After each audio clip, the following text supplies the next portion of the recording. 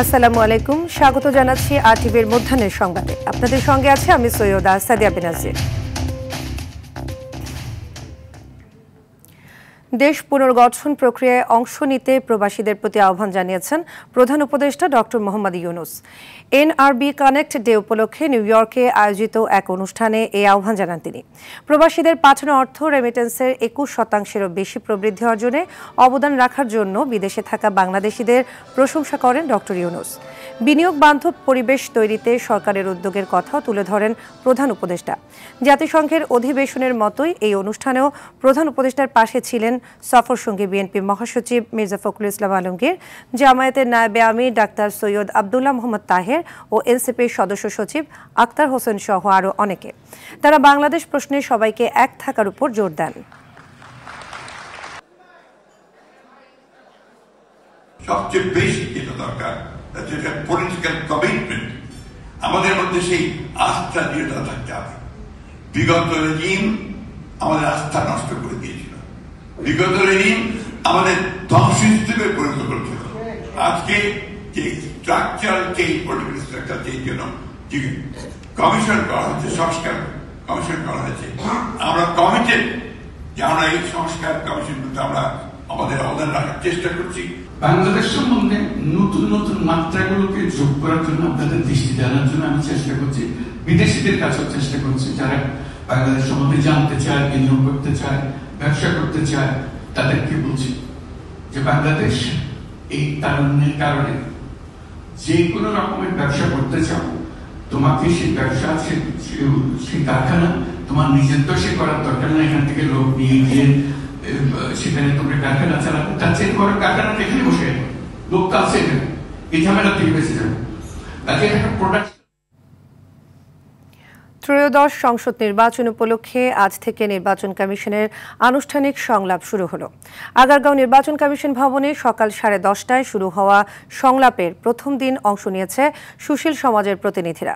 স্বাগত বক্তব্যে প্রধান নির্বাচন কমিশনার এএমএম নাসির উদ্দিন বলেন, নির্বাচন নিরপেক্ষ করার কোনো বিকল্প নেই, সুষ্ঠু ও গ্রহণযোগ্য নির্বাচন করতে কমিশন সর্বোচ্চ পদক্ষেপ নেবে, এর কোনো ব্যত্যয় ঘটবে না। সংলাপে উঠে আসা পরামর্শকে গুরুত্ব দেবে কমিশন। এখন সুশীল সমাজের প্রতিনিধিরা তাদের বক্তব্য রাখছেন। প্রথম অধিবেশনের সংলাপ চলবে বেলা 12:30 পর্যন্ত। দ্বিতীয় ধাপে বেলা 2:30 থেকে 4:30 পর্যন্ত সংলাপ হবে। আইটি সাপোর্টেড পোস্টাল ব্যালটের মাধ্যমে অনেক পরীক্ষা নিরীক্ষা করে আমাদের অনেক এক্সপার্টদের ওপিনিয়ন নিয়ে আমরা একটা অপশন বের করেছি অ্যাপ্রোপ্রিয়েট, যেটাকে আমরা লাক্সই, আমরা এই মুহূর্তে লাক্সই বলতে পারি, অপশন বলতে পারি, কারণ অনেক অপশন স্টাডি করার পরে এটা আমরা বের করেছি আমাদের বিশেষজ্ঞদের সহায়তায়। যেটুকু গ্যাপ আছে সেইটুকু আপনারা আজকে ফিল আপ করে দিবেন ইনশাল্লাহ। আমাদের নলেজের মধ্যে, আমাদের কর্মকাণ্ডের মধ্যে যদি কোনো গ্যাপ থাকে সেটা আপনারা ফিল আপ করে দেবেন। সাবেক প্রধানমন্ত্রী শেখ হাসিনা ও সাবেক স্বরাষ্ট্রমন্ত্রী আসাদুজ্জামান খান কামাল সহ 3 আসামির বিরুদ্ধে জুলাই-আগস্টে সংঘটিত মানবতাবিরোধী অপরাধে দায়ের করা মামলার সর্বশেষ সাক্ষীর সাক্ষ্য গ্রহণ আজ। সাক্ষ্য দিবেন মামলার মূল তদন্ত কর্মকর্তা আইও মোহাম্মদ আলমগীর।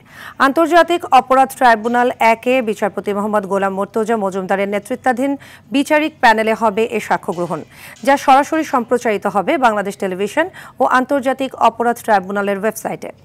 এর আগে 24 সেপ্টেম্বর সাক্ষ্য গ্রহণের 22তম দিনে সাক্ষ্য দেন মামলার বিশেষ তদন্ত কর্মকর্তা ও প্রসিকিউটর তানভীর হাসান জোহা। এদিকে আন্তর্জাতিক অপরাধ ট্রাইব্যুনাল 2-এ সাভারের আশুলিয়ায় হত্যার পর 6 লাশ পোড়ানোর মামলায় 7ম দিনের সাক্ষ্য গ্রহণ চলছে। এছাড়াও মানবতাবিরোধী অপরাধ মামলায় ট্রাইব্যুনালে আনা হয়েছে জাসদ সভাপতি ও সাবেক তথ্যমন্ত্রী হাসানুল হক ইনুকে। দর্শক, এই মুহূর্তে আন্তর্জাতিক অপরাধ ট্রাইব্যুনাল থেকে সরাসরি যোগ দিচ্ছেন সহকর্মী জিএম মাহমুদ। সাক্ষ্য গ্রহণের বিষয়ে বিস্তারিত আমাদের জানাবেন।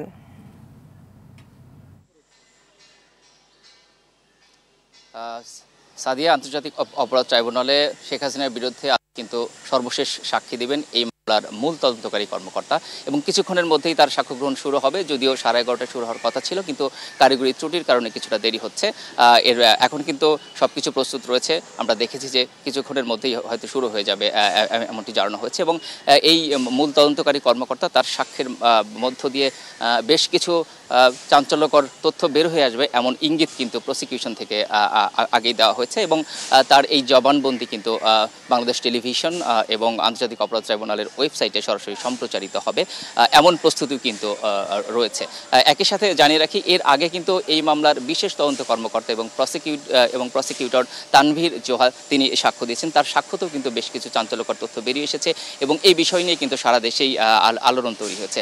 তো একইভাবে এই যেহেতু মামলার আয়তিনী এবং পুরো তদন্তর কাজ আসলে তার মাধ্যমেই হয়েছে, সেই হেতু তার এই সাক্ষ্য গ্রহণ এই মামলার ক্ষেত্রে বিচারিক কার্যক্রমের ক্ষেত্রে খুব গুরুত্বপূর্ণ ভূমিকা রাখবে, এমন কথাও কিন্তু প্রসিকিউশন থেকে জানানো হয়েছে। আমরা অপেক্ষা করছি, হয়তো সাক্ষ্য গ্রহণ শুরু হলে আমরা হয়তো পরবর্তী সংবাদে জানাতে পারবো যে তার সাক্ষ্য গ্রহণের মধ্য দিয়ে আসলে কি কি তথ্য বের হয়ে আসলো। আমরা অপেক্ষা করছি, পরবর্তী সংবাদে নিশ্চয়ই জানাবো। এছাড়া আন্তর্জাতিক অপরাধ ট্রাইব্যুনাল 2-এ আশুলিয়ায় হত্যার পর 6 লাশ পোড়ানোর যে মামলা, এই মামলার 7ম দিনের সাক্ষ্য গ্রহণ চলছে। আজ একজন সাক্ষীর জেরা চলছে। এরপর কিন্তু 9ম সাক্ষী তিনি সাক্ষী দিবেন, একজন পুলিশ সদস্য, তিনি আসলে ওই ঘটনার বর্ণনা দিবেন। তো আমরা অপেক্ষা করছি, পরবর্তী সংবাদে এ বিষয়ে আরও বিস্তারিত তথ্য জানাতে পারবো। তো আপাতত আন্তর্জাতিক অপরাধ ট্রাইব্যুনাল থেকে এই ছিল আমার কাছে সর্বশেষ তথ্য। সাদিয়া, ধন্যবাদ মাহমুদ।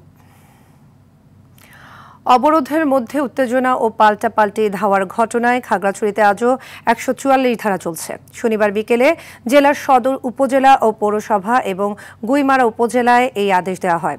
পরবর্তী নির্দেশনা না দেওয়া পর্যন্ত 144 ধারা বলবৎ থাকবে। আইনশৃঙ্খলা পরিস্থিতি স্বাভাবিক রাখতে মোতায়েন করা হয়েছে বিজিবি। এক মারমা কিশোরীকে ধর্ষণের প্রতিবাদে শনিবার যুগ্ম ছাত্র জনতার ডাকে সকাল সন্ধ্যা অবরোধ পালিত হয়। এদিকে সাজেকে আটকা পড়েছেন হাজারো পর্যটক। গেল 23 সেপ্টেম্বর সন্ধ্যায় প্রাইভেট পড়ে বাড়ি ফেরার পথে সংঘবদ্ধ ধর্ষণের শিকার হন ওই মারমা কিশোরী। আজ মহাষষ্ঠী, শুরু হলো শারদীয় দুর্গোৎসবের মূল আনুষ্ঠানিকতা। ঢাকেশ্বরী জাতীয় মন্দিরে চলছে দেবী দুর্গাকে বরণের প্রস্তুতি।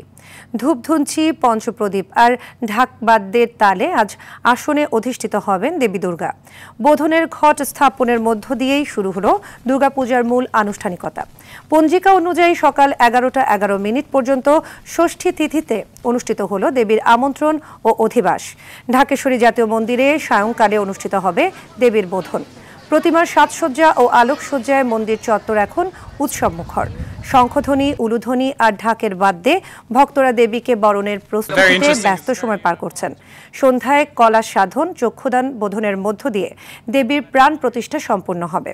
সারা দেশে 33,355টি মণ্ডপে পূজার আয়োজন করা হয়েছে। দিনাজপুরের হিলিতে 19টি মণ্ডপে এবার পূজার আয়োজন করা হয়েছে। নিরাপত্তা ও সুশৃঙ্খল পরিবেশ বজায় রাখতে প্রশাসনের পক্ষ থেকে কঠোর নিরাপত্তা ব্যবস্থা রাখা হয়েছে। ঢাকার শিল্পাঞ্চল আশুলিয়ায় 97টি মণ্ডপে এই উৎসবের আয়োজন করা হয়েছে। পূজা ঘিরে হিন্দু ধর্মাবলম্বী শিশু থেকে শুরু করে সব বয়সের মানুষের মাঝে উৎসবের আমেজ বিরাজ করছে। এখন আমরা ফল প্রসাদ গ্রহণ করে আমাদের উপাসটা ভাঙবো। সারা বছর অপেক্ষার পরে আমরা এই শারদীয় দুর্গা পুজোর জন্য অপেক্ষা করে থাকি। তো আজকে পরিবারের সঙ্গে এসেছি। সকালবেলা ষষ্ঠী বিহিত পূজা সম্পন্ন হয়েছে এবং সায়ংকালে অর্থাৎ সূর্যাস্তের পরে শুরু করে সন্ধ্যার মধ্যে আমন্ত্রণ এবং অধিবাস শুরু হবে। এই যে আমাদের আয়োজন, এটি সাত্ত্বিক পূজার আয়োজনে হচ্ছে। ষষ্ঠী দিন ষষ্ঠী মাতার কাছে আমরা আমাদের সন্তানের মঙ্গল কামনা করি। তো আজকে আমি জগৎ মাতার কাছে একজন মা হিসাবে জগতের সকল সন্তানের মঙ্গল কামনা করতে এসেছি।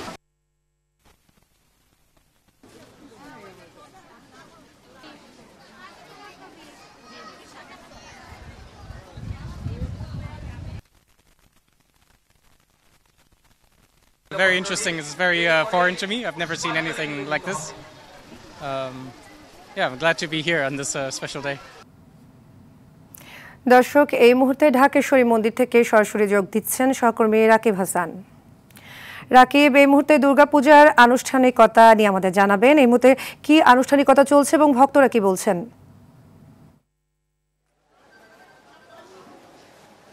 সাদিয়া, সনাতন ধর্মাবলম্বীদের কিন্তু আজকে সবচেয়ে বড় উৎসব শারদীয় দুর্গোৎসব।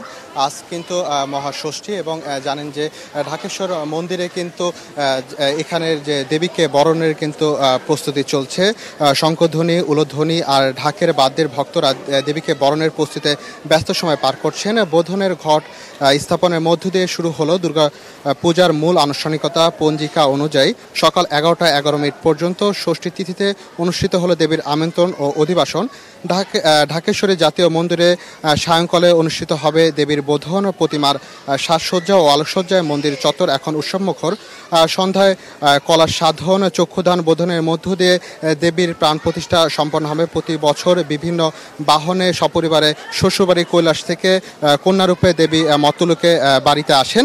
তো এই উৎসবকে কেন্দ্র করে কিন্তু সব ধরনের নিরাপত্তা এখানে মন্দিরে রাখা হয়েছে এবং আমরা একজনের কাছে জানার চেষ্টা করবো এই উৎসব তারা কেমন উপভোগ করছেন।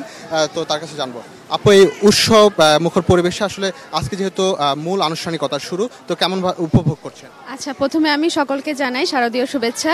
আজকে তো আমাদের দুর্গাপূজা শুরু হলো ষষ্ঠীর মধ্য দিয়ে, 4 দিন ব্যাপী আমাদের উৎসব চলতে থাকবে। তো খুব মজা হচ্ছে, এখানকার নিরাপত্তা ব্যবস্থাও খুব ভালো। আর এখন আর ষষ্ঠীতে বোধনের মধ্য দিয়ে মার চক্ষুদান করা হয়, এর মাধ্যমে মানে মাকে জাগ্রত করা হয়। তো আজকে অঞ্জলির ব্যবস্থা নেই, কালকে আছে, পরশু আছে। অষ্টমীর অঞ্জলি সবচেয়ে বেশি ধুমধাম করে হয়। তো এইভাবেই অনেক ভালো কাটছে আমার দুর্গাপুজো। ধন্যবাদ। তো এই ছিল আমার কাছে ঢাকেশ্বরী মন্দির থেকে সর্বশেষ তথ্য। সাদিয়া, ধন্যবাদ রাকিব। এদিকে বাংলাদেশের প্রতিটি নাগরিকের নিরাপত্তা বিধান করা রাষ্ট্রের দায়িত্ব। পবিত্র হাদিসেও এ ব্যাপারে কড়া বার্তা দেওয়া রয়েছে বলে মন্তব্য করেছেন বিএনপির ভারপ্রাপ্ত চেয়ারম্যান তারেক রহমান। শারদীয় দুর্গা পূজা উপলক্ষে দেয়া এক শুভেচ্ছা বার্তায় উৎসবকে ঘিরে কেউ যেন নিরাপত্তা বিঘ্নিত হওয়ার মতো অপচেষ্টা করতে না পারে সে ব্যাপারেও সতর্ক থাকতে আইনশৃঙ্খলা রক্ষাকারী বাহিনীর প্রতি আহ্বান জানান তারেক রহমান। শারদীয় উৎসবকে ঘিরে ফ্যাসিবাদী শাসন আমলের মতন কেউ যেন কোনোরকম সাম্প্রদায়িক পরিস্থিতি কিংবা নিরাপত্তা বিঘ্নিত হওয়ার মতন কোনো অপচেষ্টা করতে না পারে সে ব্যাপারে সতর্ক এবং সজাগ থাকার জন্য আমি দেশের আইন শৃঙ্খলা রক্ষাকারী বাহিনীর প্রতি আহ্বান জানাই। দেশের হিন্দু সম্প্রদায়ের প্রতি আমার আহ্বান, আপনারা উৎসাহ উদ্দীপনা সহকারে নিশ্চিন্তে নিরাপদে সারা দেশে উৎসব আনন্দ উদযাপন করুন। সৌহার্দ্য সম্প্রীতির বার্তা ছড়িয়ে দিন। আমি এবং আমার দল বিএনপি বিশ্বাস করে ধর্ম যার যার, রাষ্ট্র সবার। আজও দূরপাল্লার বাস চলাচল বন্ধ আছে উত্তরাঞ্চলের 3 জেলার রাজশাহী, চাঁপাইনবাবগঞ্জ ও নাটোরে। এ কারণে চরম দুর্ভোগে পড়েছেন যাত্রীরা। যাত্রীদের অভিযোগ, মালিক ও শ্রমিক পক্ষের দ্বন্দ্বে চরম ভোগান্তি পোহাতে হচ্ছে তাদের। জরুরি প্রয়োজনে বাধ্য হয়ে বিকল্প যানবাহনে ভেঙে ভেঙে গন্তব্যে যেতে হচ্ছে। পূর্ব ঘোষণা ছাড়া এ ধরনের ধর্মঘটে অতিরিক্ত ভাড়া গুনতে হচ্ছে এবং সময়ও লাগছে বেশি। এছাড়া ট্রেনেরও টিকিট নেই। এ কারণে ঢাকা, চট্টগ্রাম, সিলেট, কক্সবাজার সহ দূরপাল্লার যাত্রীরা চরম ভোগান্তিতে পড়েছেন।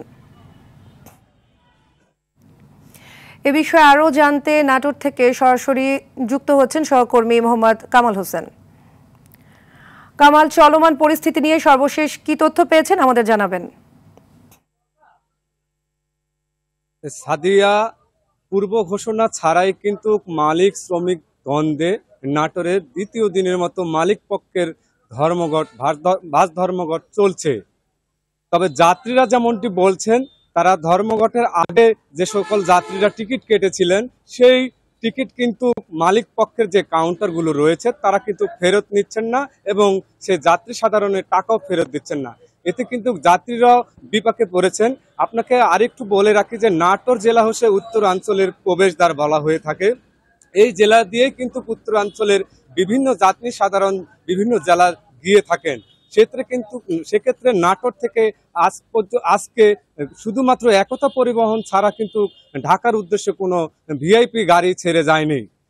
আপনি জানেন যে আজ থেকে শারদীয় সনাতন ধর্মাবলম্বী দুর্গাপূজা শুরু হয়েছে। সেক্ষেত্রে বিভিন্ন জেলা থেকে, বিশেষ করে ঢাকা থেকে অনেকে আসার চেষ্টা করছেন, যাত্রীরা অনেক দুর্ভোগে রয়েছেন, তেমনটি আমাদেরকে বারবার জানিয়েছে। তো সাদিয়া, এই ছিল নাটোরের বাস ধর্মঘট থেকে আমার কাছে সর্বশেষ। ধন্যবাদ কামাল। মধ্যাহ্নের সংবাদ এ পর্যন্তই। দুপুরের সংবাদ 1:45 দেখার আমন্ত্রণ রইল। ধন্যবাদ সবাইকে।